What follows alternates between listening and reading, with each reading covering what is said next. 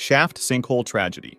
It was May 28, 1973, and a group of 9 diving experts had planned a dive at Mount Gambier's Shaft Sinkhole. This sinkhole had a unique feature. There was only a tiny opening leading to a cave with a lake 20 feet below. From this opening, a beam of light went down into the cave and onto the lake, which was extremely helpful for the divers' orientation. This beam was visible throughout most of the cave, unless divers ventured too deep into one of the 2 side branches. Everyone initially agreed that they would stay within a 200-foot maximum depth range so they could remain in the main chamber and still see the guiding light. This was their only plan. On the second day, however, 4 divers planned to go to the western section of the cave, aiming for a depth of 250 feet, which would have been a new record. This was deeper than initially intended and posed a significant risk because, in 1973, divers were still using regular air cylinders rather than mixed gas tanks. For this reason, they had to be more cautious as they went downwards, because nitrogen narcosis might have settled in. As they went down, the increasing pressure would have pushed the nitrogen into the bloodstream, producing a state of consciousness that is similar to when people are drunk. Keep in mind that these divers were not very experienced in cave diving. They were more accustomed to standard open water scuba diving. This added even more risk to their plan. They started going downwards into the western section of the cave, and one experienced diver noticed that nitrogen narcosis was kicking in, so he immediately went back out. Several of them followed him and went back to the surface as well, but 4 of them kept going, determined to set the record and get a quick look before resurfacing. After a minute or so, the group at the surface became concerned, realizing the 4 divers would soon exhaust their air supply. A few returned to the cave to find them, and they discovered a flashlight and a camera on the bottom, but no trace of the divers. There was a problem that we haven't yet mentioned: silt. The movements of the 4 divers stirred up the long settled silt into a sand cloud that would take a lot of time to settle back. This reduced visibility to less than an arm's length, removing any hope for orientation for the underwater divers. Without being able to see anything, oxygen running dangerously low, and nitrogen narcosis kicking in, the 4 divers drowned.